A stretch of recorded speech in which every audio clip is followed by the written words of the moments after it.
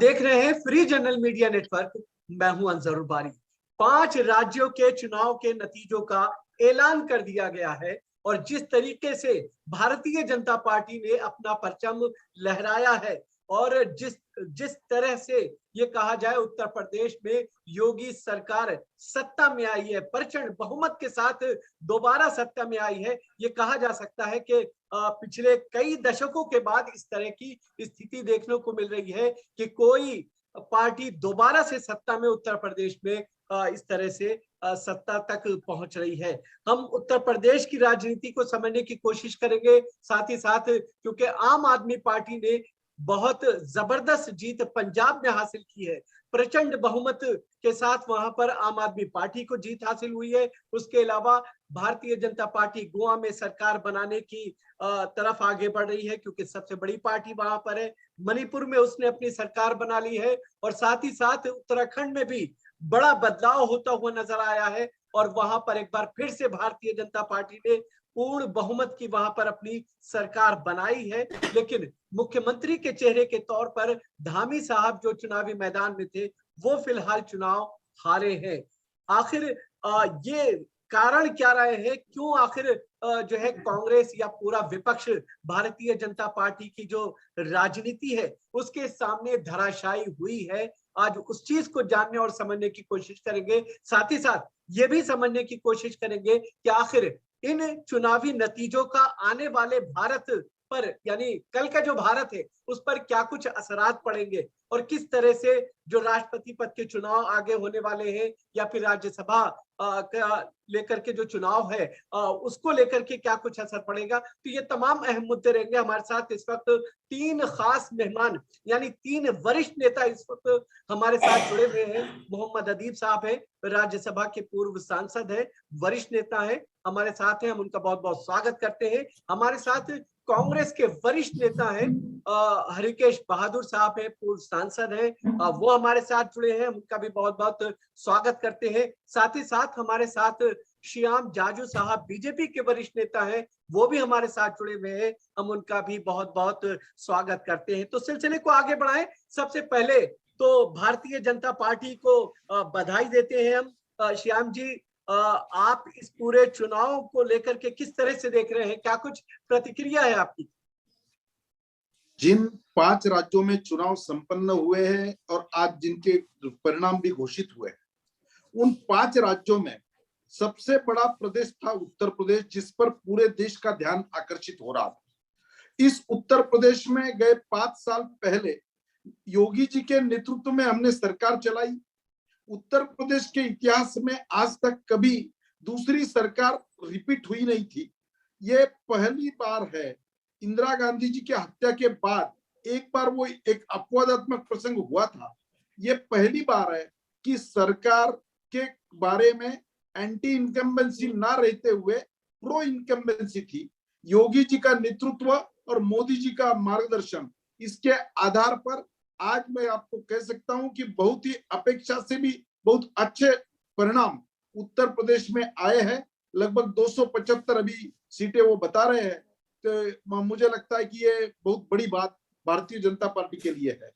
अगर आपसे ये समझे श्याम जी, अगर आपसे ये समझे कि आप किन मुद्दों को देख रहे हैं, क्योंकि आपने बताया एंटी इनकम्बेंसी पीछे रह गई, तमाम चीजें धराशायी होती हुई नजर आ रही, लेकिन वो मुद्दे क्या थे कि जिसकी वजह से उत्तर प्रदेश की जनता या 5 राज्यों में जिस तरह का मैंडेट इस वक्त जनता ने दिया है वो कहीं ना कहीं भारतीय जनता पार्टी के फेवर में जाता हुआ दिख रहा है, वो भी उस सूरत में जबकि कोरोना काल में बड़े पैमाने पर सरकार द्वारा ये कहा जा सकता है कि बड़ी उथल पुथल देखने को मिली थी, बेरोजगारी बहुत ज्यादा थी, ये तमाम की तमाम जो एंटी इनकम्बेंसी की शक्ल में चीजें आ रही थी, ये सब एक साइड हो गई और भारतीय जनता पार्टी प्रचंड बहुमत के साथ सत्ता में है। 2014 में जब से मोदी जी देश में राज शकट अपने हाथ में लिया है, हर चुनाव में भ्रष्टाचार के मुद्दे आते थे। इस बार हमने देखा कोई करप्शन का मुद्दे की चर्चा भी नहीं थी। विकास के मुद्दे पर चर्चा करने में हम यशस्वी रहे और जातीयवाद, प्रांतवाद, भाषावाद, इन सब बातों को ऊपर उठकर मोदी जी ने ये चुनाव को जिस प्रकार से उठाया और लोगों ने विकास के कामों पर ध्यान रखते हुए इस पर जो वोटिंग किया है, तो इसी का एक परिणाम मैं देख रहा हूं कि उत्तर प्रदेश का पिछले चुनाव में हमारा जो वोटिंग परसेंटेज था उसमें 6% की वृद्धि हुई है। 45%, 39% से 45% पर हम आए हैं। तो इसका ये परिणाम दिख रहा है कि ये विकास का एजेंडा लेकर जो हमने काम किया उसका ही परिणाम है कि हम मणिपुर में सत्ता में आ रहे हैं, गोवा में हम रिपीट हो रहे हैं, उत्तराखंड में भी आज तक कोई भी सरकार वापस दूसरी टर्म ले नहीं पाई थी। अल्टरनेट सरकार आने की इस प्रदेश की भी परंपरा थी। पहली बार उत्तराखंड ने भी ये परिपाटी तोड़कर वहां भारतीय जनता पार्टी की सरकार आई है। सभी जगह विकास के मुद्दे, गरीबों के लिए जो काम किया है केंद्र सरकार की मदद से पूरे राज्य सरकारों ने, फिर वैक्सीनेशन का काम किया है, कोरोना के कार्यकाल में राशन देने का काम किया है, और विशेषकर उत्तर प्रदेश में तो कानून व्यवस्था ठीक होना, गुंडागर्दी वहां की खत्म होना, महिलाओं को भी सुरक्षितता का एहसास देना, ये सब बातों का जो परिणाम मैं देख रहा हूं कि उत्तर प्रदेश में 24 घंटे बिजली जा रही है, ये पहली बार लोगों ने देखा है। इज्जत घर के मामले में डायरेक्ट बेनिफिट ट्रांसफर हुआ है, और महिलाओं के डायरेक्ट अकाउंट में केंद्र सरकार के सभी स्कीमों के जो पैसे गए उसका भी परिणाम है कि महिला वर्ग ने भी आगे आकर इस विकास के एजेंडे पर हमें साथ दिया है, और उसका परिणाम आज के रिजल्ट में हम देख पा रहे हैं। बिल्कुल, बहुत बड़ी संख्या में महिलाओं ने भारतीय जनता पार्टी को वोट दिया। हरकेश जी, अगर आपसे हम चीज को समझने की कोशिश करें, जिस तरह से कांग्रेस पार्टी, हालांकि प्रियंका गांधी को लेकर के जो ट्वीट किया गया है, स्मृति ईरानी साहिबा की तरफ से साफ तौर पे उन्होंने कहा कि वो पार्टी को एक तरह से मजबूती देने के लिए आई थी, बल्कि उन्होंने नुकसान पहुंचा दिया है। लेकिन अगर आपसे चीज को हम समझें, प्रियंका गांधी ने एक नारा दिया, लड़की हूं, लड़ सकती हूं, और एक तरह से पूरे समर में इस तरह की चीज दिखी कि कहीं ना कहीं कांग्रेस जो है कुछ स्टैंड करती हुई नजर आ रही है। लेकिन नतीजे जो है बिल्कुल उसके उलट आ रहे हैं, और कांग्रेस पहले से भी ज्यादा जो है ये कहा जा सकता है कि बुरी स्थिति में है। आप इसे कैसे देखेंगे? संजानू भाई साहब, पहले एक बात मैं आपको क्लियर कर दूं जी कि कांग्रेस के बारे में कांग्रेस के प्रवक्ताओं से बात करिएगा तो बेहतर बताएंगे। जी, हम लोग बाहर से इसको देख रहे हैं जो चीजों को, उससे मैं यही कहूंगा कि ये जो पूरा चुनाव परिणाम आया है, ये चुनाव परिणाम जैसा कि हमारे मित्र जाजू साहब अभी कह रहे थे, कुछ चीजें ऐसी हुई थी यूपी में जिनका की असर जनता के ऊपर पड़ा था। लेकिन मैं अगर इसको अपने ढंग से जो मैं सोचता हूं, अगर उसको उस ढंग से उसकी व्याख्या करूं, तो मैं कहूंगा कि भारतीय जनता पार्टी जो पहले जनसंघ के रूप में जानी जाती थी, और इसका जो मुख्य विचारक संगठन है वो आरएसएस है, जिसकी स्थापना सन 1920 और 30 के बीच में किसी समय में हुई थी। इसके अलावा हिंदू महासभा, जिसके नेता सावरकर साहब थे, ये लोग सभी एक रास्ते पर खास तौर से उस समय से ही चल रहे थे। वो मामला था हिंदू और मुसलमान के बीच का एक डिवीजन, और हिंदू मुसलमान के बीच का जो एक मानसिक स्तर पर जो डिवीजन समाज का करने की कोशिश हो रही थी उस समय से, वो चीजें आजादी की लड़ाई में जो नेता काम कर रहे थे उनके व्यक्तित्व और उनके कृतित्व से वो चीज हो नहीं पाई थी। लेकिन जब देश आजाद हुआ और उस समय जो माहौल बना था वो सारे देश को मालूम है, उसके बारे में कहने की कोई आवश्यकता नहीं है। उसके बावजूद जो नेता देश का शासन सत्ता संभाले थे, उन लोगों ने भी समाज को इस आधार पर बंटने नहीं दिया था। लेकिन वो जो इस प्रयास में एक निरंतरता चल रही थी, उसका नतीजा हुआ कि धीरे धीरे कहीं न कहीं भारतीय जनता पार्टी के नेताओं ने और आरएसएस वगैरह के लोगों ने इस बात को लोगों के जेहन में कहीं कहीं पहुंचा ही दिया, और आज उसका एक प्रतिफल जो लोगों के सबकॉन्शियस माइंड में कहीं घुस गया है। वो जब इस प्रकार की कोई चीज होती है तो वो इसी प्रकार रिफ्लेक्ट होता है चुनाव में, जैसे नतीजे के रूप में रिफ्लेक्ट। नहीं तो आप मान रहे हैं कि ये पूरा चुनाव मुद्दों से हट करके ध्रुवीकरण की राजनीति हाँ, दूसरी बातों पर हुआ है, दूसरी बातों पर हुआ है, और कई चीजों का जो भ्रम फैलाया गया उसका भी असर पड़ा है। एक तो ये बात आई कि जो कम्युनल डिवाइड है ये लोगों के सबकॉन्शियस माइंड में गई हुई है। हमने बहुत से लोगों से बात किया, जो उनकी प्रतिक्रियाएं अगर मैं उसको बताऊं तो आप आश्चर्य करेंगे। वो समझते हैं कि ये पार्टी उनकी सेवियर बन गई है, रक्षक बन गई है, जबकि ऐसा कुछ है नहीं। कभी भी वो खतरे में नहीं थे। अगर कोई संघर्ष का वातावरण था तो पहले भी था, वो आज भी है। लेकिन जो लोग ये सब करते कराते थे, अगर वही नहीं लोगों के हाथ में सारी व्यवस्था आ गई है तो ये चीजें निश्चित रूप से नियंत्रित हो जाती हैं। तो खैर वो एक अलग विषय है, उस पर हम नहीं, सवाल ये है कि कांग्रेस की इस तरह की जो दयनीय स्थिति देखने को मिल रही है उसका कारण क्या है? कांग्रेस की दयनीय स्थिति के बारे में मैंने आपसे कहा ना कि आप प्रवक्ताओं से बात कीजिए, क्योंकि उसका जितना प्रयास था वो बहुत सतही था, उसको हम लोग बहुत बेहतर नहीं समझते हैं, लेकिन वो कांग्रेस के प्रवक्ता ही बेटर बता सकेंगे। लेकिन हम इसकी पूरी एक जनरल समीक्षा में 3 पॉइंट आपके सामने रख रहे हैं।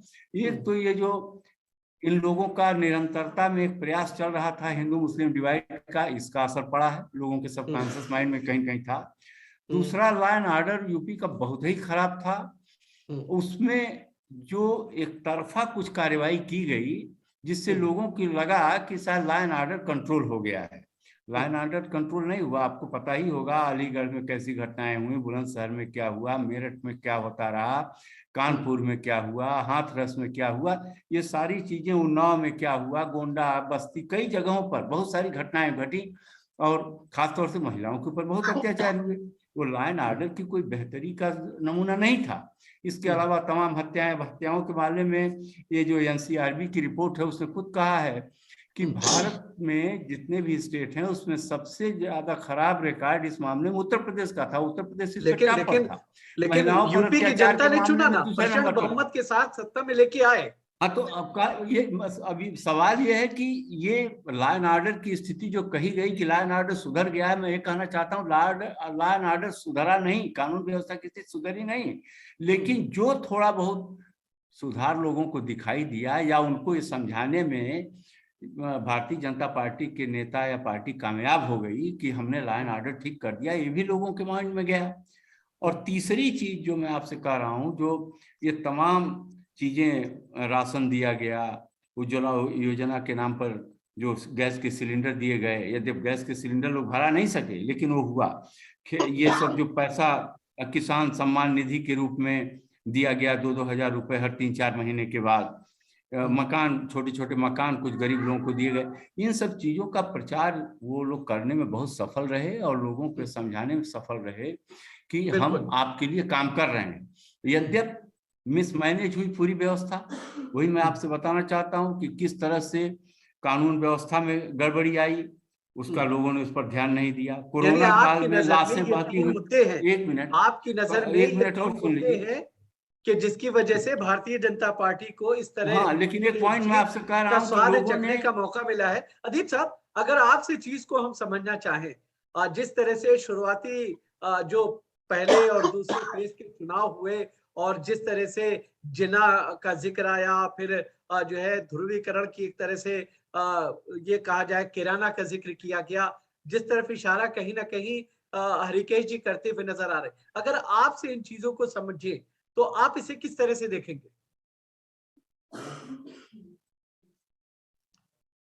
अदीप साहब। अच्छा जी, देखिए, ये इस इलेक्शन से ये बात वाजे हो गई कि आप नौजवानों को नौकरी दें या न दें, इससे फर्क नहीं पड़ता। इस इलेक्शन से ये बात भी वाजे हो गई कि किसान सड़कों पर घूमे, किसान रात रात भर अपने खेतों को बचाए और घर 24 घंटे अपने फसल को बचाने के लिए फैमिली खराब करे। अब इस इलेक्शन से ये भी साबित हो गया कि नौकरियां कोई अहम बात नहीं है।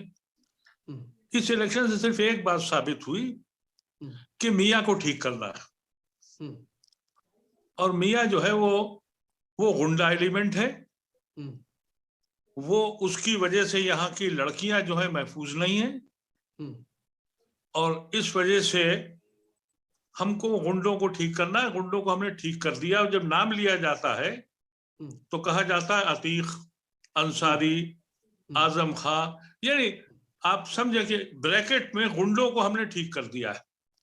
दूसरे ये कि देशभक्ति, अगर देशभक्ति का मतलब यह है कि हम जितने भी हैं वो हम लोग देशभक्त नहीं है।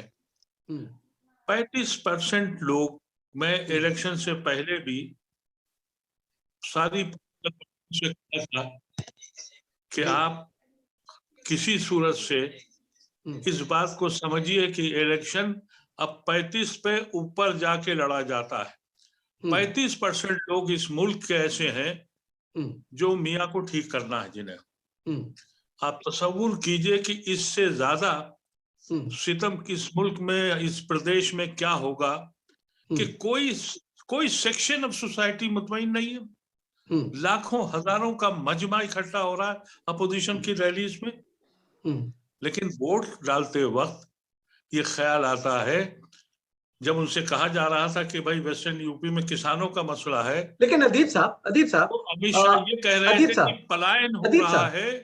पलायन का मतलब ये कि हम मुसलमानों ने कैराना से पलायन किया है, यानी जुल्म किया है। अदीब साहब, एक चीज हम आपको यहाँ रोके। मेरी बात सुन लीजिए। ये जो परसेप्शन डेवलप हुआ है, इसमें बीजेपी को जीतना यकीनी है। वो अब किसी भी कीमत पर, क्योंकि जो इस मुल्क की जो सबसे बड़ी पार्टी थी कांग्रेस, उसकी उन्होंने रीढ़ की हड्डी खत्म कर दी है। तो अब उनके पास कोई अपोजिशन है नहीं। ये मुल्क अब ऐसे ही चलेगा। अभी तक तो हमने नेहरू को कभी सुनते थे, अब तो गायब हो गए। अब गांधी की फोटो पर भी कुछ दिनों पे गर्द डाल दी जाएगी। अदीब साहब, एक सवाल आपसे ये समझना चाहेंगे। अदीब साहब, एक सवाल आपसे ये समझना चाहेंगे। आपने जो बात कही कि जो है मुसलमानों को एज ए विलन पेश किया गया और इस तरह की मेंटेलिटी जो है माहौल पेश किया गया, क्या मतलब? बिल्कुल बनाई जा रही है का माहौल। अरे अंजर साहब, मैंने तो 8 महीने पहले ये बात कही थी वीडियो में और आपके प्रोग्राम में कही थी। हाँ, नहीं, मैं ये कह रहा हूँ कि इस तरह के जो लोग हैं जिसकी तरफ आप इशारा कर रहे हैं, ये पूरा भारत तो नहीं है, थोड़े से लोग हैं। फिर ये इस तरह का रिजल्ट क्यों आता है? इसका एक रिजल्ट इसलिए आता है कि देखिए ना, सवाल ये है कि ओवैसी ऐसा लीडर मुसलमानों ने उसको उतार दिया, यहाँ से बैरक भेज दिया, और सिर्फ इसलिए कि हम सांझी विरासत में रहेंगे। और वेस्टर्न यूपी में जाटों ने साथ नहीं दिया, इसलिए कि फिर वहां देशभक्ति का मसला आ गया है। क्योंकि सिर्फ इस मुल्क में देशभक्त अगर कोई है तो मोदी साहब हैं या योगी साहब हैं या उनके फॉलोवर्स हैं, और जितने भी दूसरी पार्टी में लोग हैं वो देशद्रोही हैं। तो ये जब परसेप्शन क्लियर हो जाए तो फिर कहाँ का वोट। ये कुर्बानी आपने देखी कि मैंने तो बहुत जगह जाके ये भी देखा कि लोग गाली भी दे रहे थे, समझ ये जो क्या कहते हैं गठबंधन है, लेकिन कह रहे थे कि नहीं भाई ओवैसी को वोट नहीं देंगे। मैं ओवैसी की बात से एक्सेप्ट करता हूँ। मुसलमान ऐसा था जिसको धुतकारा भी गया, किसी पॉलिटिकल पार्टी ने स्टेज तक पे नहीं बिठाला, इसलिए नहीं बिठाला कि भाई कहीं पोलराइजेशन ना हो जाए। लेकिन उन्हें क्या मालूम था, मैं पुकार के ये बात कह रहा था कि अगर तुम लोग मिलकर नहीं लड़ोगे। मायावती ने क्या किया, 91 सीटें डिक्लेयर करी, मुसलमानों को दी हर उस जगह पर, और ये सब प्री प्लान था। और देखिए एक बात बड़ी क्लियर है जो मैं आपसे कहना चाहता हूँ, जो भी बीजेपी ऐलान करती है वही वोट आता है। जब उन्होंने कहा कि 325 आएंगी, 325 आ गई। मैंने इनका इंटरनल वो देखा, 255 से 275 के बीच में वही आएगा। तो ये, हाँ, मुझे एक बात तो मैं समझता हूँ, पंजाब का मामला जो है उसमें तो कांग्रेस जो है ये तो इस मामले में बड़ी एक्सपर्ट है, सेल्फ गोल करती है। वो एक मस्खरे को लिया है, जो क्रिकेटर था, उसने लेके सब पूरा अलर्ट पलट कर दिया। लेकिन वहां पर भी जो दूसरी टीम आई है, क्योंकि पंजाब में 40% के करीब नॉन सिख हैं और वो सारा का सारा वोट आरएसएस ने आम आदमी पार्टी को ट्रांसफर कर दिया, तो वहां भी कम हो गया। लेकिन मुझे ये उत्तराखंड का जरूर ताज्जुब है, वो इनका कारनामा है। बिल्कुल, इसमें कोई नहीं है। उत्तराखंड में भारतीय जनता पार्टी ने कारनामा किया है। वैसे कोई कारनामा नहीं है, ये सब जगह इन्हीं की सीटें थी और वापिस आ गई। नहीं, लेकिन लहर तो पूरी तरह हरीश रावत जिस तरह से आखिरी दिनों में अपने कैबिनेट को बनाने के लिए लग गए थे और जिस तरह के संदेश वो दे रहे थे हरीश रावत साहब, तो वो तो ऐसा लग रहा था कि बस अगली सरकार उनकी है। देखिए, मुझे ऐसा लगता था, क्योंकि मेरा भी कुछ जाना रहता है उत्तराखंड में, मुझे लगता था वहां इनकम्बेंसी बहुत है, लेकिन वहां इनकी टीम ने मेरे ख्याल से बहुत समझदारी से काम किया, अच्छे लड़े हैं। अब ये तीनों स्टेट इन्हीं की थी, तीनों को वापस मिल गई है। 4 स्टेट जो भी थी इनको मिल गई है। इसमें कोई मैजिक एजिक नहीं है, इसमें सिंपल कैलकुलेशन है कि 35 से 35% लोग जो हैं, उत्तर प्रदेश की बात मैं कर रहा हूँ, कि 35% से कम तो आप इनको हरा नहीं सकते, और अब अगले इलेक्शन में ये 45% हो जाएगा। इसकी वजह यह है कि जब आदमी वोट डालने जाता है तो उसे ये ख्याल आता है कि भाई 370 कौन ला सकता है, यही ला सकते हैं। ये यूनिफॉर्म सिविल कोड कौन ला सकता है, यही ला सकते हैं। औरतों को हिजाब कौन उतरवा सकता है, वो यही ला सकते हैं। तो जब ऐसी शक्ल बन जाए तो फिर आपका वजूद, मैं समझता हूँ मेरी कम्युनिटी का वजूद इस मुल्क में सिर्फ यही है कि हम इनके साथ बैठे हुए हैं, और मैं समझता हूँ कि सेकुलर पार्टियां अपने पार्टी को बचाने के चक्कर में इस मुल्क को तबाह करने पे लग गई हैं, और उसकी शुरुआत है। और अब ये कोई उम्मीद रखना कि इस मुल्क में डेमोक्रेटिक वैल्यूज रहेंगी, कोई इंस्टीट्यूशन ऐसा नहीं है जो बच गया हो, चाहे कोई भी इलेक्शन हो या कोई भी इंस्टीट्यूशन हो। ऐसी शक्ल में मेरा वो हिंदुस्तान नहीं है जिसका तस्वुर मैंने किया था और मेरे बुजुर्गों ने जिस हिंदुस्तान को अपनाया था। जी बैठे हुए हैं, बीजेपी के बड़े नेता हैं, इनसे ही पूछते ना जो आपका दर्द है। मैं श्याम जागू साहब से माफी के साथ जो आपका दर्द है या जो आपके सवालात हैं, आप कामयाब हैं और आपको मुबारक हो, लेकिन आप इस बात को यकीन के साथ कहें कि मैं पिछले 1 साल से हर पॉलिटिकल पार्टी से कह रहा हूं कि मुसलमानों तुम इलेक्शन से हट जाओ, अगर नहीं हटोगे तो ये मुल्क नहीं बचेगा। तुम कैटलिस्ट हो, तुम जोड़ते हो।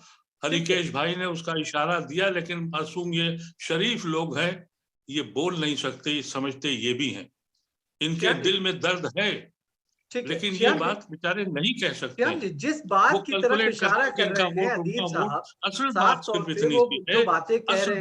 इतनी सी है कि आरएसएस ने पिछले इतने सालों में सेगमेंट है जिसे कहीं ना कहीं चुनावी राजनीति में इग्नोर करके आगे बढ़ा जाता है। ऐसे देश का विकास कैसे मुमकिन हो पाएगा, कैसे देश आगे बढ़ेगा? जब तक अपने नजर को एक चश्मा लगाकर ही देखना है तो इससे दूसरा आकलन हो ही नहीं सकता।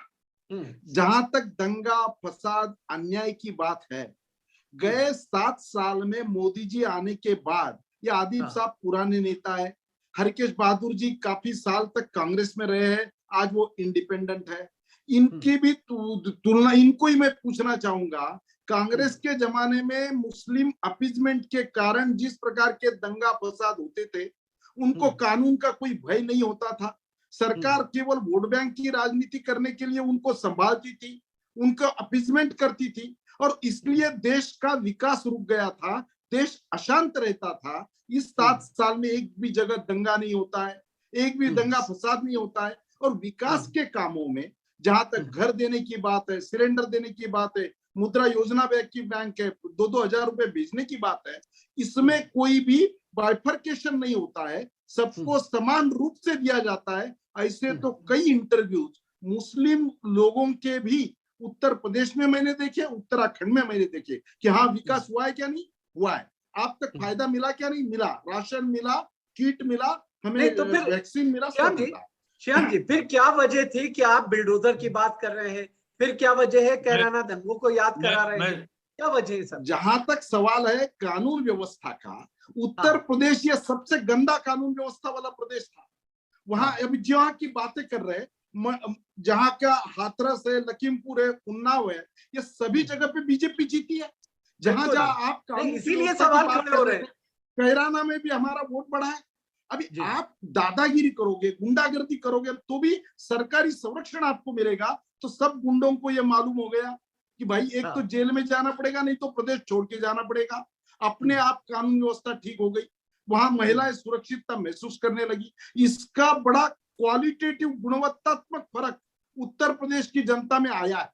और मोदी जी ये कानून में किसी का कॉम्प्रोमाइज नहीं करते। वो कोई भी हो, वो दुबे जैसा हिंदू ब्राह्मण भी हो, पर वो अगर गुंडा है तो उसको न्याय होना ही है। तो सिर्फ आपको दुबे ही दिख रहे हैं ना? बात आपको दुबे दिखते हैं, आप दुबे का नाम नहीं लेते हैं। आप नाम लेते हैं अतीक अहमद का, आप नाम लेते हैं आजम खान का, आप नाम लेते हैं मुख्तार अंसारी का। नहीं, सबके नाम लेते, किसी को हम छोड़ा नहीं, ना दुबे को छोड़ा है। तो ये पोलराइज करने का काम भी, ये पोलराइज करने का काम भी कांग्रेस पार्टी आज निग्लिजिबल जो हो गई, क्योंकि यही वोट बैंक था। इस वोट बैंक को केवल दंगा फसाद कराकर, उनको उकसाकर उनके वोट लेने का काम किया। लॉ एंड ऑर्डर जब वहां पर आती है और लोगों को ये एक चेहरा है, योगी ये चेहरा है जो लॉ एंड ऑर्डर कर सकता है, ये विकास का चेहरा है, ये करप्शन करता नहीं है, ये परंपरा के खिलाफ है, ये पारिवारिकवाद के खिलाफ है, ये न्याय कर सकता है। ऐसा जब विश्वास आता है तो वहां पर इस प्रकार का वोट परसेंटेज बढ़ता है। तो मुझे ऐसा लगता है कि कभी तो भी इसका भी आकलन करना चाहिए। बार बार वही आरोप, पोलराइज कौन कराता है भाई? हिंदू समाज तो ऐसा सहिष्णु समाज है, ये कभी पोलराइज होता ही नहीं है। पर आप उनको उकसाकर, इस प्रकार का भय दहशत देकर आप उनको ये करने में मजबूर करते हो, और उसका परिणाम इस प्रकार का व्यवहार। अदीब साहब कुछ कहना चाह रहे हैं? अदीब साहब जी, मैं जागू साहब की बात सही कह रहा हूं कि कांग्रेस ने मुसलमानों के साथ बड़ा अपीजमेंट किया। यानी औरतों को, मुसलमान औरतों से कहा कि तुम बुर्का पहनो, हम इजाजत देते हैं। इतना बड़ा अपीजमेंट। कांग्रेस ने मुसलमानों से कहा कि तुम मस्जिद में नमाज पढ़ लो, इतना बड़ा अपीजमेंट कर दिया। कांग्रेस में ये जो एक भी दंगे में दंगाइयों को शासन नहीं हुआ कांग्रेस के जमाने में। मथुरा में जो कहा गया कि खुले ये योगी जी का शासन है जो ऐसी गुंडागर्दी होने के बाद अगर कांग्रेस होती तो उन लोगों को जेल भेज देती, जेल में रखता है। जिन्होंने ये ऐलान किया था कि मुसलमानों का कत्लेआम करो। कांग्रेस ने ये काम नहीं किया। तो कांग्रेस ने बहुत अपीजमेंट किए हैं। आपने सबका साथ दिया है, खड़े खड़े लिंच किया है। कांग्रेस ने ये नहीं किया, अपीजमेंट किया। कांग्रेस पार्टी भुगत रही है ना। मैं कांग्रेस गुड़गांव में हूँ, यहाँ पर इन्होंने कहा कि साहब आप नमाज नहीं पढ़ सकते, कांग्रेस होती तो पढ़वा देती। मैं आपकी बात से बिल्कुल बात करने की जरूरत ही नहीं बची। कांग्रेस ने इतना किया है। रखा नहीं है। नहीं, आपकी बात सबका साथ सबका विकास की बात बता रहा हूँ कि अगर कांग्रेस होती तो ये जो नकाबें उतारी जा रही हैं लड़कियों की, स्कूल में जाने से रोका जा रहा है, वो जरूर रुकवा देते। आपने बड़ा काम किया है। आपका सबका साथ का विकास का मॉडल हमको नहीं मालूम है, बल्कि पूरी दुनिया को मालूम है। और हम यूनाइटेड नेशन में 6 बार इस पे डिस्कस कर चुके हैं। और दुनिया की अब हिंदुस्तान को सेकुलर हिंदुस्तान नहीं मानती है। अगर आपको इस बात को समझ आ जाए, अगर इस बात को आप समझ लें कि आप दुनिया में बदनाम जी पूरे विश्व में आप ठीक है। श्याम जी, अदीब साहब, आप दोनों से अनुरोध है कि हम हिंदू राष्ट्र को एक्सेप्ट करने को तैयार हैं। कुछ होगा नहीं। हरिकेश जी, हम आपसे एक चीज समझना चाहेंगे। हरिकेश जी, आपसे एक चीज ये समझना चाहेंगे, जिस तरह का बहुमत यहाँ पर कांग्रेस को मिला है, आपको लगता है कि कल के भारत पर इसका क्या असर पड़ेगा? कल चूंकि मार्च में 31 मार्च को राज्यसभा बोलने दीजिए, आप हम आपकी बात समझ गए। चुनाव होना है। अरे छोड़िए राष्ट्रपति पद का चुनाव, राष्ट्रपति कोई हो ही जाएगा। लगता है कि राष्ट्रपति पद का चुनाव नहीं होगा? वो सब बातें उसको सब छोड़िए। जो सवाल उठे हैं बड़े गंभीर हैं, जिनके बारे में अभी आप चर्चा कर रहे हैं। जी। अभी अदीप साहब ने जो बातें कहा है, मैं 100% उनकी बात से एग्री करता हूँ। कांग्रेस ने कोई अपीजमेंट नहीं किया, और जो दंगे होते थे उसमें बार बार नाम आता था कि आरएसएस के लोग और जनसंघ के लोग इसमें इन्वॉल्व हैं, और ये चीज कई बार उसकी जांच भी हुई, बहुत सारे लोगों के ऊपर उंगली भी उठी। जब इन्हीं लोगों के हाथ में शासन चला गया तो ये अपनी इमेज बचाने के लिए और दहशत फैला करके इन्होंने दंगों को रोकने की कोशिश की, और दंगे ना हो ये अच्छी बात है। हम लोगों ने दहशत नहीं फैलाया, हम लोगों में भाईचारा फैला करके ये चाहते थे कि इस तरह की घटना कभी ना हो। और कभी भी अगर कोई कार्यवाही हुई कांग्रेस पार्टी के टाइम, अगर कोई घटना ऐसी घटी तो कांग्रेस ने उन सारे लोगों के खिलाफ कार्यवाही की, चाहे वो हिंदू रहे हो या मुसलमान रहे हो या ईसाई रहे हो, कोई रहे हो, जिसने भी दंगा का काम किया होगा कांग्रेस ने सबके खिलाफ कार्यवाही की। लेकिन इस तरह की हरकतें कराने का काम यही हिंदू मुसलमान का डिवाइड पैदा करने वाली फोर्सेज हमेशा करती रही। और आपको बताऊं, जो उत्तर प्रदेश के अंदर अभी चुनाव हुआ है, आज जो बात कही जा रही है, उत्तर प्रदेश में कितना अत्याचार हुआ है, किस तरह से एनएसए और यूएपीए का इस्तेमाल हुआ और किन किन लोगों के खिलाफ हुआ और किन लोगों को छोड़ दिया गया, किस तरह से कुलदीप सिंह सेंगर के खिलाफ कार्रवाई नहीं हो रही थी, अगर कोर्ट ने कहा होता तो क्या होता। टेनी आज मिनिस्टर बने हुए हैं, कांग्रेस की रिजीम होती, कोई भी प्राइम मिनिस्टर होता तो क्या है, जो मिनिस्टर बने रहते। ये लोग चाल चरित्र चेहरा की बात करते हैं, पार्टी विद डिफरेंस की बात करते हैं। जाजू साहब हमारे मित्र हैं, इसलिए मैं उनको बहुत ऑफेंड नहीं करना चाहता था, इसलिए जरा सा हल्के स्वर में मैं बात किया, लेकिन इन बातों का जवाब आप नहीं दे सकते। कोई नैतिक, देखिए संवैधानिक रूप से भी गलत है, नैतिक रूप से गलत है, गलत रूप से आज भी वो बने हुए हैं, और उनके ऊपर मर्डर का केस है। आपको बता दूं जाजू साहब, पता लगाइए, अभी भी वो पेंडिंग पड़ा हुआ है। जो आपके मिनिस्टर हैं, आपके होम मिनिस्ट्री में जो तीनों मिनिस्टर्स हैं, उनका रिकॉर्ड जैसा है, सारा देश उसको जानता है। और आप तुलना करते हैं सरदार वल्लभ भाई पटेल से, जवाहरलाल नेहरू तुलना होती है। जवाहरलाल नेहरू के होम मिनिस्टर कौन थे? सरदार वल्लभ भाई पटेल थे, पंडित गोविंद बल्लभ पंत थे, लाल बहादुर शास्त्री थे, गुलजारी लाल नंदा थे। आप जवाहरलाल नेहरू से किसकी तुलना करते हैं? ये सारे बहुत बड़े बड़े लोग थे, उनके मुकाबले समय की एक मजबूरी भी होती है, इस देश में समय की एक मजबूरी होती है।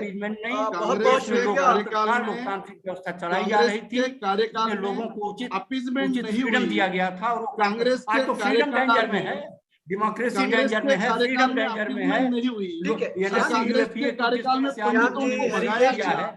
समय की मजबूरी है, आपने अखबार वालों के खिलाफ जाति की, नेताओं के ऊपर जाति की, और आगे फर्दर और ही करेंगे। फैसिज्म का सिद्धांत है कि मजबूरी है हरिकेश जी, समय की मजबूरी है, यही आपका रास्ता है, मजबूरी है। आप इन लोगों के आप हमारे साथ जुड़े, हरिकेश जी आप हमारे साथ जुड़े, अदीप साहब आप हमारे साथ जुड़े, आप तीनों मेहमानों का बहुत बहुत शुक्रिया। हम जुड़े, हम अपनी बातें ही नहीं कर पाए। इस तरीके के चुनावी नतीजे आए हैं, जाहिर है कि आने वाले कल के भारत पर इसके जो है एक असरात पड़ेंगे। आगे जो है राज्यसभा का चुनाव है, राष्ट्रपति पद का चुनाव है, और फिर भारत जो एक नए निर्माण की जो बात की जा रही है, उसकी दशा और दिशा क्या कुछ होगी। क्योंकि इन दोनों वरिष्ठ नेताओं ने जिस तरह की बातें रखी है और श्याम जाजू साहब ने जो बातें कही है, तमाम बातों पर गौर किए जाने की जरूरत है। आप तीनों मेहमान जुड़े हमारे साथ, बहुत बहुत शुक्रिया। लेकिन जाने से पहले हम अपने तमाम दर्शकों से ये गुजारिश करेंगे कि अगर आपने इस चैनल को सब्सक्राइब नहीं किया है तो आप इस चैनल को सब्सक्राइब करें, इसके वीडियोस को लाइक और शेयर करें। तो आज की इस मुलाकात में और इस बहस में फिलहाल इतना ही, इजाजत दीजिए, आदाब।